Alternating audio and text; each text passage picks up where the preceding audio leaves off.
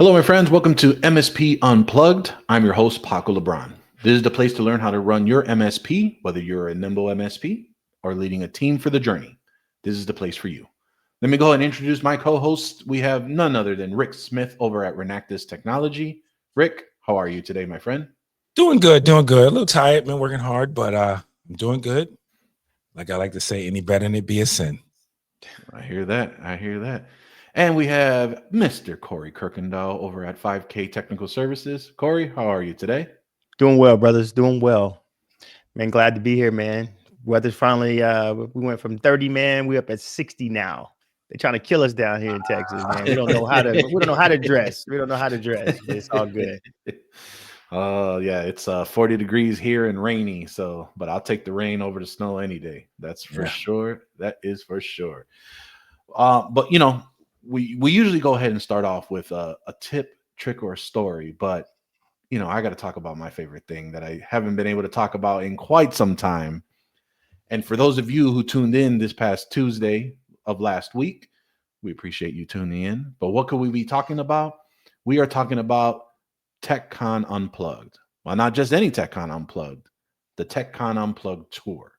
As you have heard, this is our reimagining of our community event. So what does that mean to you? Well, it means it's 3 chances, 3 cities to see us. And we're going to be having a good old time in all 3 of those locations. We're going to be in Newark, close to Newark in New Jersey, Elizabeth, if we want to go that route. We'll be in Chicago or Oak Brook, if you want to go ahead and get specific. And we will be in Dallas, Texas. So again, Newark, Chicago, and Dallas are the main cities of where we will be appearing in the vicinities, how the advertisement of events go in this industry. Our first stop is going to be March 7th in good old Mr. Smith's office.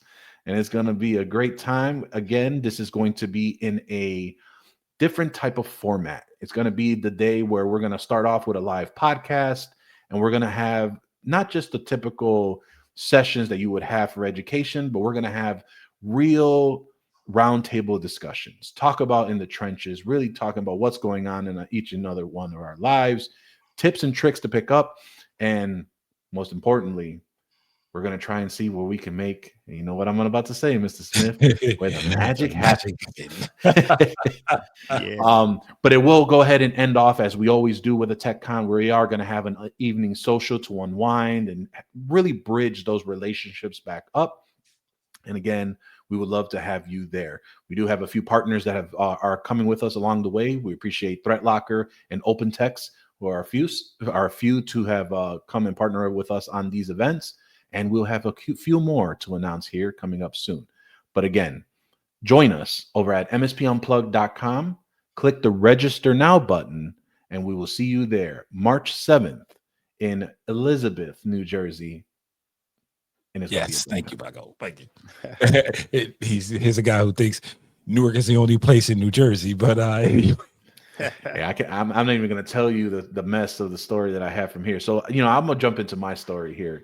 When you're doing your travel, make sure you know what you're doing, because sometimes you just don't know what's happening. And sometimes we work off of just muscle memory, and we're just always like making these assumptions. And it's probably really good to have a checklist, and it's probably really good to make sure you breathe and stop and do what you're doing. So I say all that because me, Rick, and Corey, I think we could probably announce that here, is that we will be together at another event right before New Jersey. That's going to be at the Channel Companies Exchange in Orlando, March 2nd through the 4th.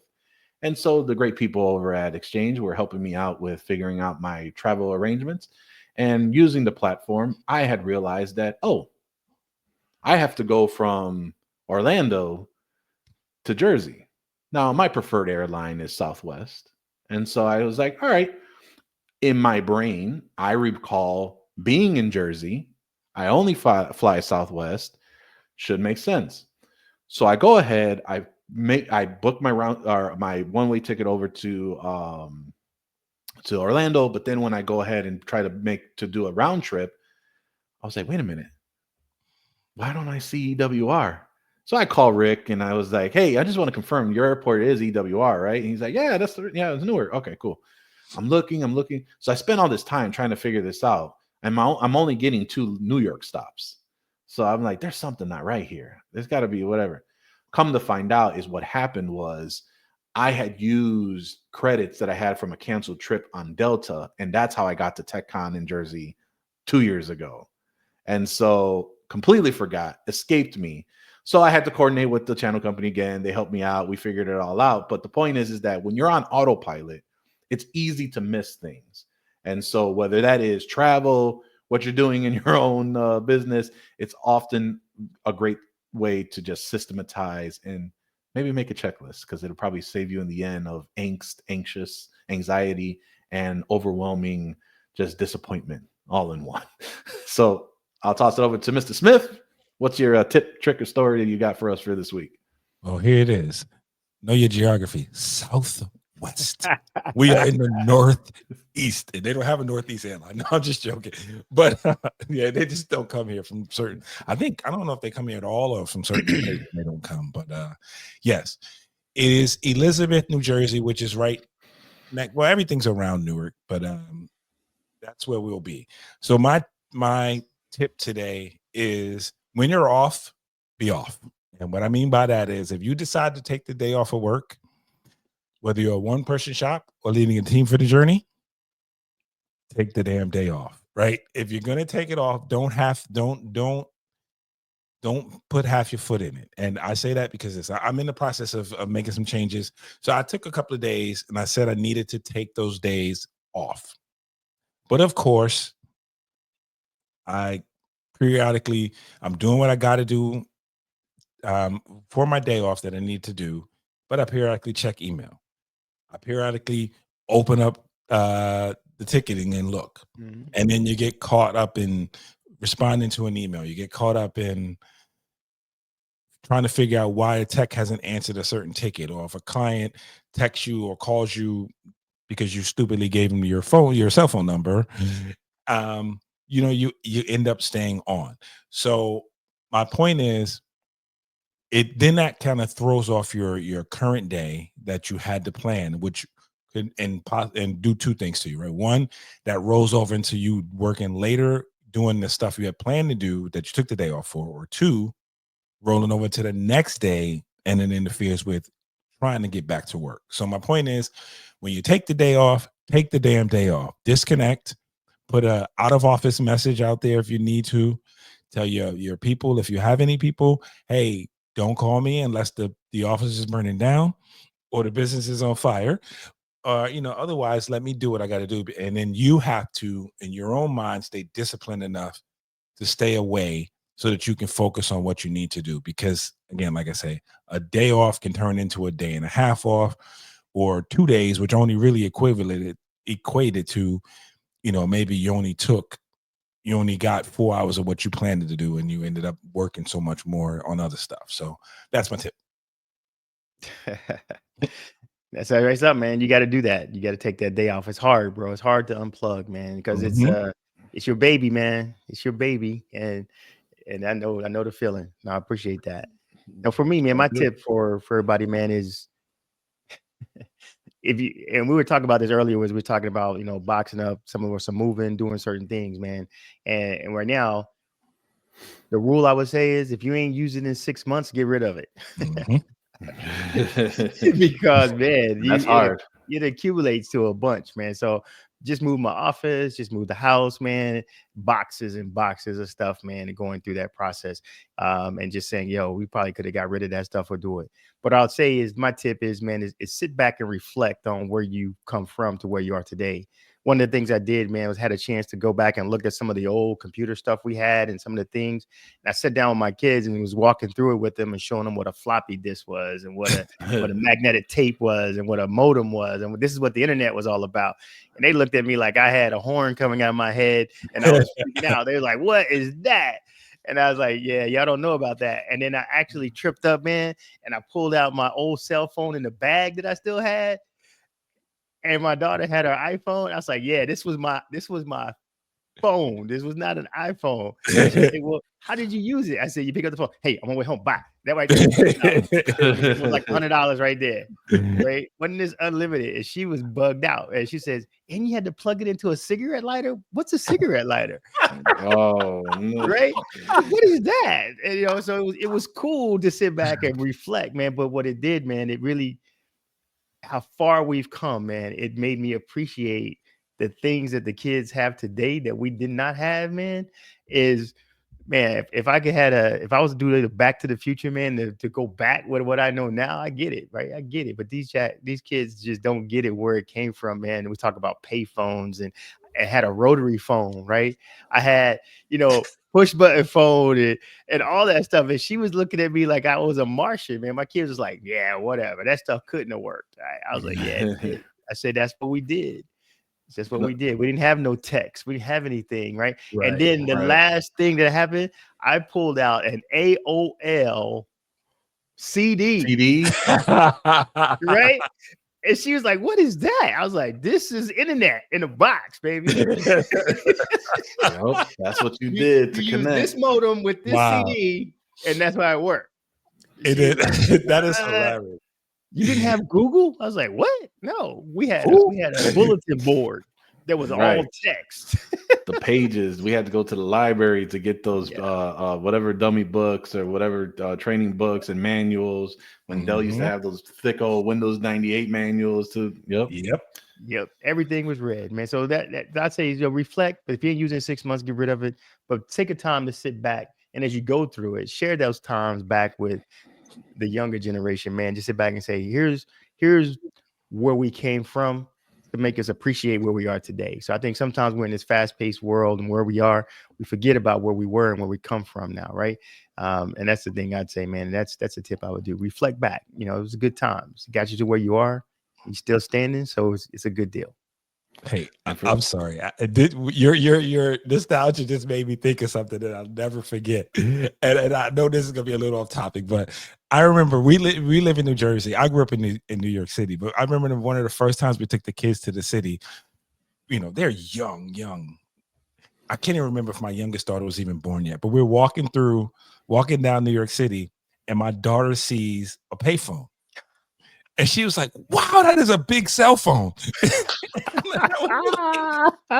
And I will never forget that. And then we had to explain to her, you have to put money in it to make a phone call. She goes, what? You have to put a quarter in the phone to make a call? And I was like, yes. And I'll just never forget that. And then that led to me explaining to her about, when you talk about the AOL CD, explaining to her that we didn't have cell phones at one point, and to get internet, you had to use your house phone, and then you couldn't talk on the phone when you were using the internet. That's right. Yep.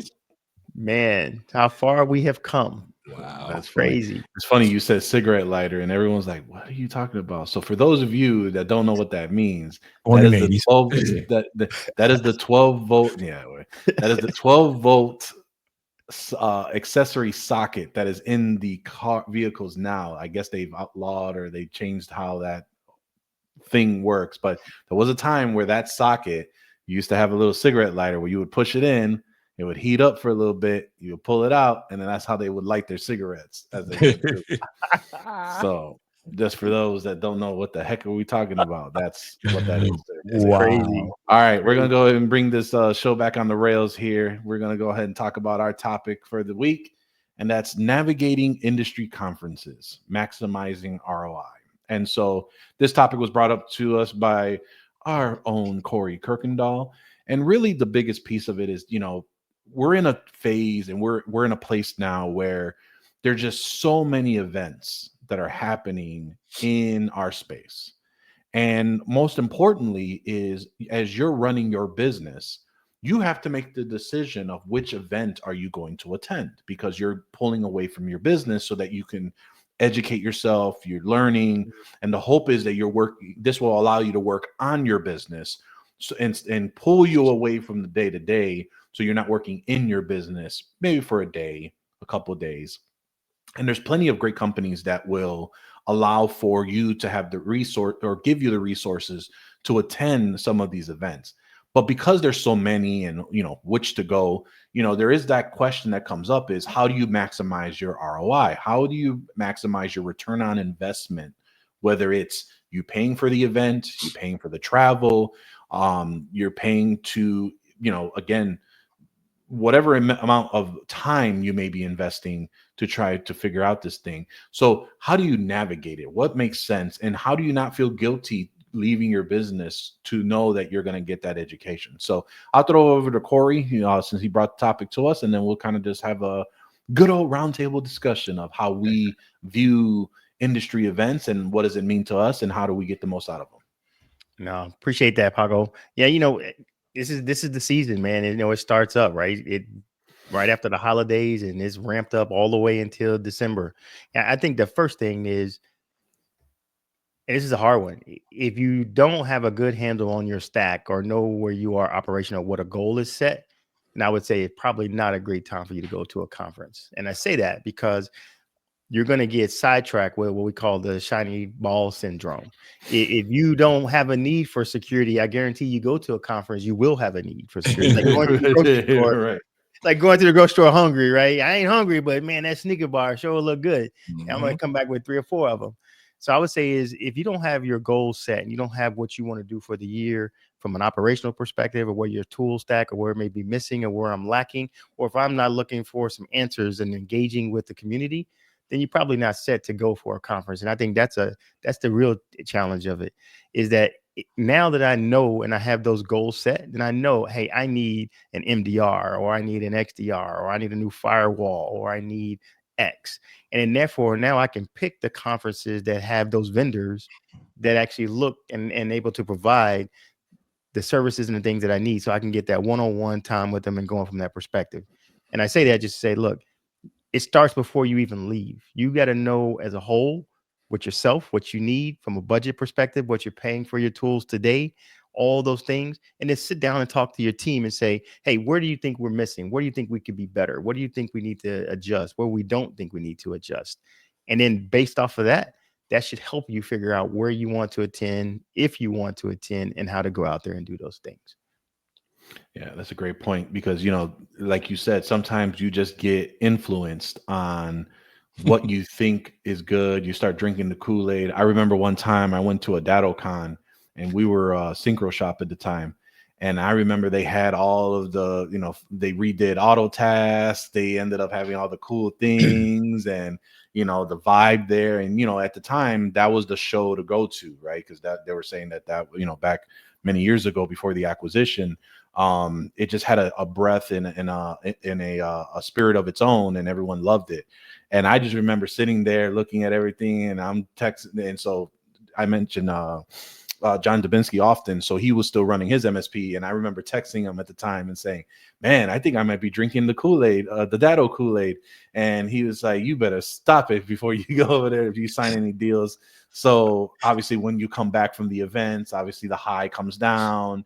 You really start to really figure out what you want to do, and really just decide, okay, maybe I kind of was just really jumping in the vibe, and I got to, bring it back and understand that, maybe it wasn't what I needed, or I don't need to make this change right now. So especially if you're trying to figure it out right now, there's so many plethora of options that are out there that, you just might be like a squirrel in a hamster in a hamster wheel trying to figure out what you're trying to do. But what about you, Mr. Smith? What's your take on how you navigate industry conferences when you do go out? I hate them.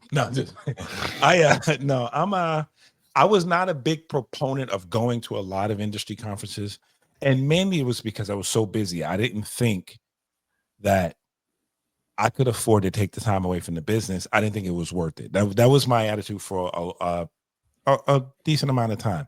But then when I started to realize is, I was not taking time off of work, right? I was investing more in the business. I was investing more in my company, investing more in my own personal knowledge, and investing more in the company's knowledge, right? Helping us mature a little. And I say that to mean this. My strategy about going to conferences is, what am I going to gain from it? What's going to make this worth it for me? So we know that in just about every conference there's vendors, right? Vendors play a role. You have to, like, again, they play a important role in our community. But so we know we're going to talk to them, see them, learn about their products. Again, as Corey said and as Paco said, you need to know where you are, and then that will help you to be less influenced by the shiny object syndrome. And this is not to say that there are not products out there that you may go and find may fit better for you, but you have to know that they fit better for you. You have to understand that they fit better for you and why, right? What am I currently using that this product is filling a hole for?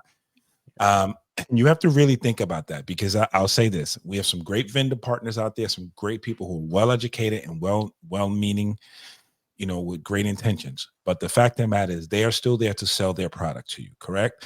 So they will tell you how it would fill a hole, or they will find a hole for you that you didn't know existed, that may not exist, that you are filling, right? So, and this is no slight on them at all. They're doing their job.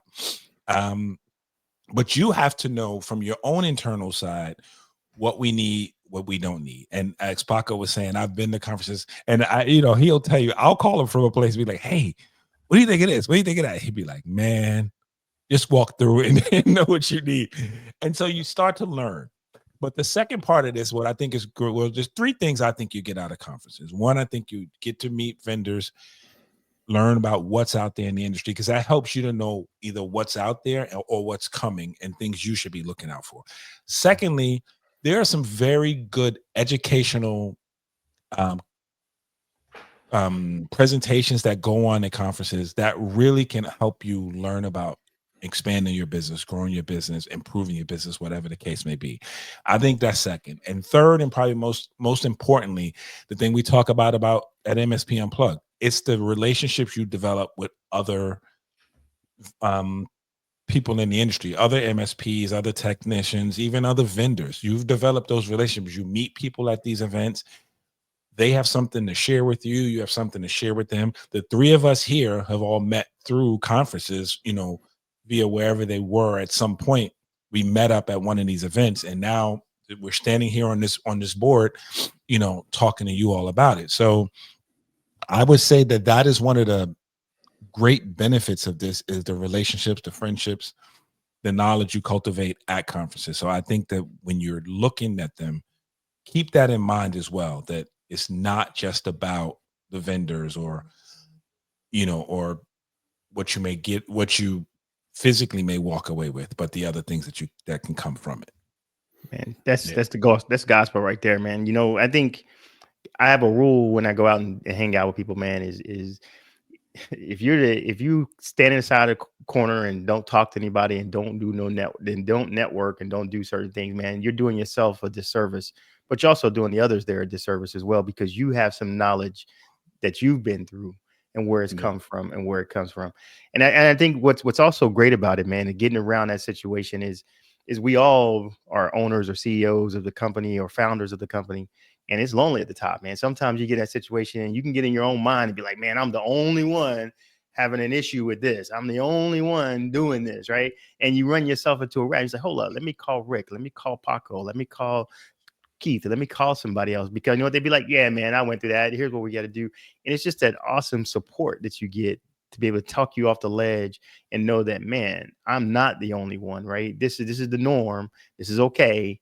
I just need to weather that storm. But if you wasn't there and you didn't have those relationships and didn't have the opportunity when people get rid of TP Link and need to go something better, but we can help them out. I'm sorry, man. I had to put that in there. Right. I had to put that in there. Gotta support the yeah. I got it.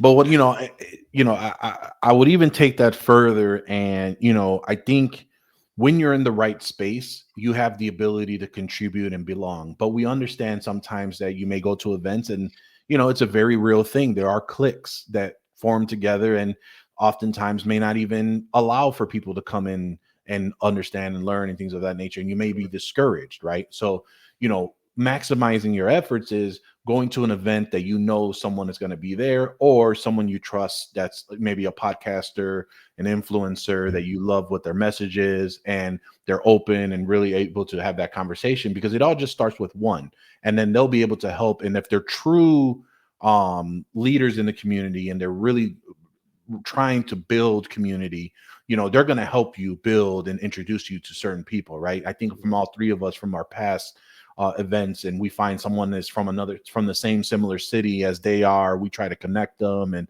there's been a lot of great relationships that have been built because someone has been able to ask and we were able to connect, right? So for those that feel that, you know, yeah, I do go, but, you know, they're all in their little pockets and things of that nature, maybe it's not the event for you. And maybe there's a community event that you can help build to that, so that when you do have the ability to grow through, you don't have to feel intimidated to contribute your voice. So I know that that's a big thing, especially for someone who just starting into the industry or is just starting to attend these events.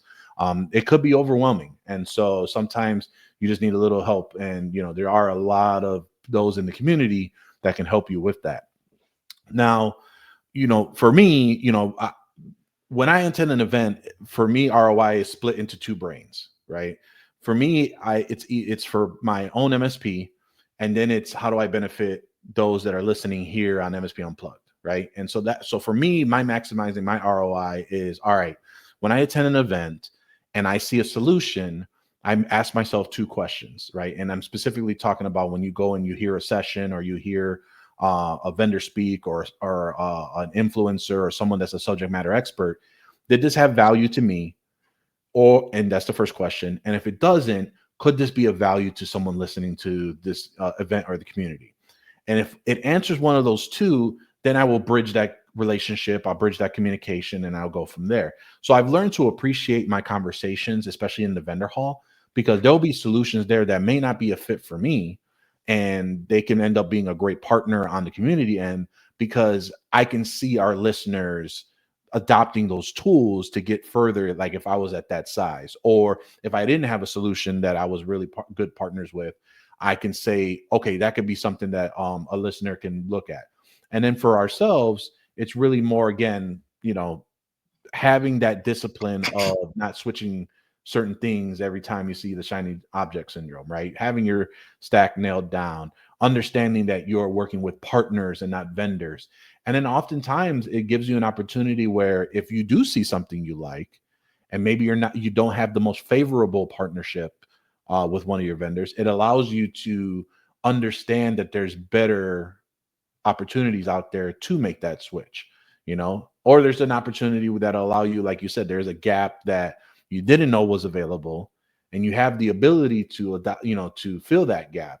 That's also a great opportunity as well, because it's like that analogy where you have this, you know, you're fighting with swords, and the one meme that they have is like they're fighting with swords and shields, and then the guy's like with a machine gun right outside, and you're like, nah, I don't got time to talk to that guy, I got a war to win. So you know, you got to also play that part so you can understand, all right, am I utilizing the most that I can, or is there an ability to expand what you're using as well? So again, those are referring really to tools, really speaking into, you know, switching of stack and the influence that you can have in one area. Because again, the conference vibe is real. Like you, depending on which event you go to, you could be all enamored inside of what that event is, especially if it's one that's thrown by a vendor. Right? If it's not done by a community vendor or a community influencer, you know, if there's vendor or vendors that threw this specific event, you know, they know what they're doing. So you can get caught up in the whole vibe and the energy, and you're like, I'm ready to do this. And then, you know, you go ahead. If you take some time to wind down, you're like, man, I don't know if I wanted to do that. Mm-hmm. So, you know, there's that ability to figure out as well. So you got to have your accountability reality checker, right? So if every time you get out there, you need somebody beside you that can slap you. Pow! Come on, you know. So like Rick, you know, for example, you know, when you started going into conferences, right, and you started seeing all this, and you know, you started to make the phone calls and say, hey, well, have you heard of this? And have you talked about that? You know, what has been some of those conversations on the other end, aka me, when you are saying, hey, have you tried this? What's going on? Whatever. What would I normally tell you on what your ROI? Paco has two sayings, right? If he loves you, he'll say, "Oh," or if he knows, he'll ask me to. This is something that is also. I'm gonna say this first. Paco knows every damn body. So if you say, "Hey," he just say, "Hey, have you heard of such and such by company XYZ?" "Oh yeah, my guy such and such is there, right? Did you talk to him?" Because Paco knows everybody. But that's always first and foremost. But then Everybody. Paco has these two things. One, man, garbage.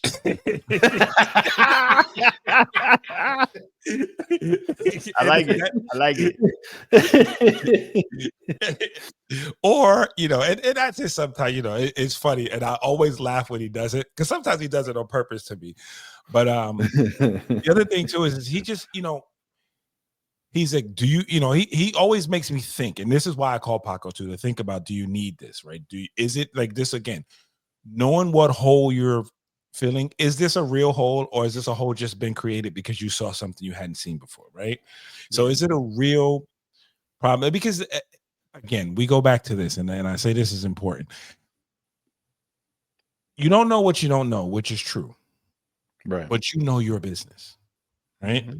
And sometimes that, what does they say? Don't let the perfect be the enemy of the good.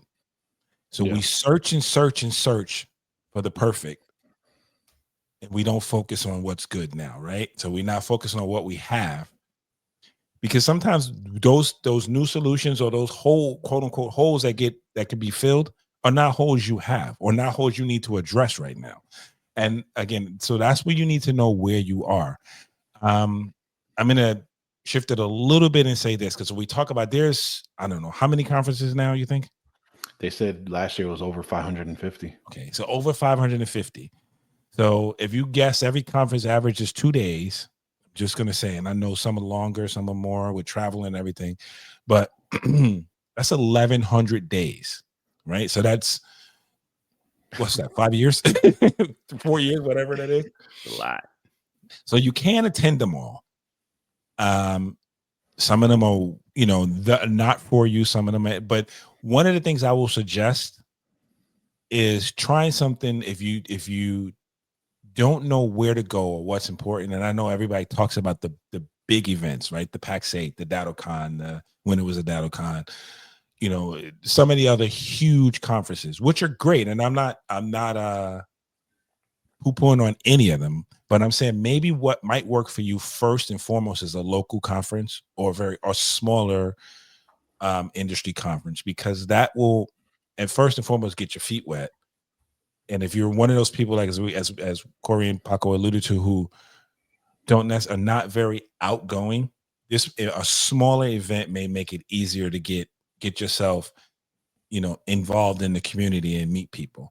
And then from a financial standpoint, we talk about ROI, and you have to include the finances in there as well. A local conference, or something that you can drive to, will save you some on the financial investment as well. So I think those might be, if you're looking for where to go or what to do, maybe start there, or make sure you keep one of them in your realm. You may find that that's what you needed, just that. Although you may find that you didn't need, you may need to go to some bigger conferences. But I just, I think that all the time we think about where to go, and you don't necessarily always have to start with the biggest event on the calendar. You can, there are some great local events that come to you that you can try, like the TechCon tour. Like that. Yeah, it could be overwhelming, right? I think that, for those that, if you're starting out and you don't know anybody, right?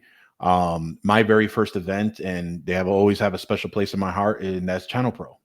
I love the Channel Pro events in the past, because for them, they had a mix of great education. They had vendors that you would not necessarily interact with on your own. And they had a little fun with it. Shout out to over at Michael Siggins, Jay-Z, Matt Whitlock, Rich Freeman when he was there.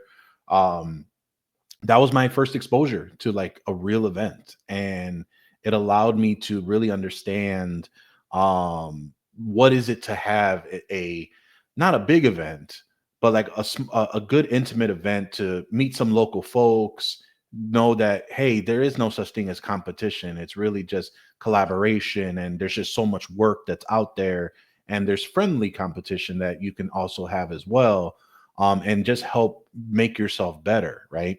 And so, again, Channel Pro, ASCII was my next one after that. Shout out to ASCII. They were really great on allowing us to just attend an event, meet local people.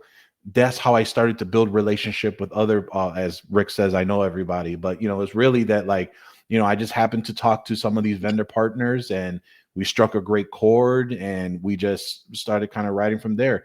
There's a lot of great friendships that have been built off of just going to some of these events and just really offering an opinion or word and things of that nature. And so, depending on what your comfortability is, there are those events that you are much smaller. There are those events that maybe you just don't have the resources to attend an event. There are a lot of great free events that are available as well.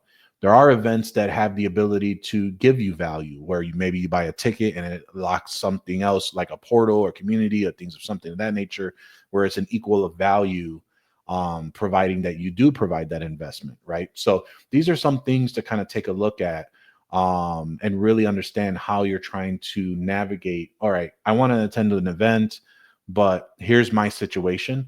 There is an event available for every situation to help you grow to that next level.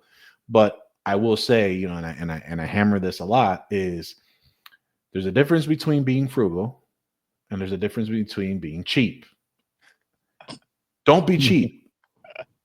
Invest in yourself. There's a great thing to be frugal, but don't be cheap. And so I say that because oftentimes we get enamored by, I want to get all what I can to make the most money, but sometimes there's got to be a little bit of give to get a little bit of get, right? So I do want to make sure that to explain some of those different scenarios, because I was one of those in the day where I was like, man, I'm grabbing every free tool I can and I'm making money on top of it. And then you start to realize, well, I can't get a hold of anybody, or I can't do this, or man, they discontinued this service. Now I got to pay, so it's the nature of the game. And when you start to prepare for unplanned work, you will find yourself more successful as you move along. But also don't adopt so many things that you just don't need, because I'll tell you what, there's been many conversations that I've had where Jeff Hallish, who was the former host of the Computer Repair Podcast, would have to tell me, like, why are you paying all that when you only need X? And that's really what my frame of mind came from. So every time when Rick calls me and says, hey, have you heard about this tool? I was like, but you have that tool in X. And he's like, yeah, but it's prettier and nicer and more efficient. I was like, but is your clients really going to use it? Yeah. And he's like, yeah, when we get our new clients, and I was like, okay, you let me know how that goes. And every time after that, man, I got to cancel that subscription because I don't even nobody uses it, or I haven't used it yet, or I haven't whatever. I was like, use what you have. And then, because I think we get into this philosophy of, and this is my little rant, we get into this philosophy of, we're going to get all the tools and the customers will come. Right. That's BS. Mm-hmm. Get your clients and then adopt what you need, so that when you move forward, you can be efficient and you're not overstretching yourself on both a time, experience, and resource basis in supporting your clients and adopting what you're going to be adopting for your tool set. So, but anyway, that's my my good old rant. Anything you got to add on there, Mr. Smith or Corey? Nah, man, you hit it up, man. You got it right out there, right? You got to know what you got to get going on and where it comes from. And I think that's the challenge. Is we're talking about knowing your business, but you also need to know your tool stack and you know what it's doing and what is happening. But it also requires you, as you start building a relationship with your vendors, that you need to know that there's a new feature that came out that you haven't known about. You don't know what's happening. He's like, I'm gonna go get this because XYZ. I need this XYZ feature. And so the other two of them, that's all they do is the XYZ features. Like, yo, I got to get that. And now you haven't figured out that, man, I'm already getting that and it's included, but I just didn't know. So do your research, man, and just know that there's a lot of overlap. There's a lot of tools that do a lot of good things. Look at your bottom line, your pricing, and what it comes from, and then come down to it and say, there's two things. Is it a tool that I'm going to sell, or is it a tool that's going to make my business more efficient, that I can get better and have my profit margins be better because I can do it quicker, faster, where it comes from? It's two different things, because a lot of people get caught up in it. I need this tool because I'm going to sell it.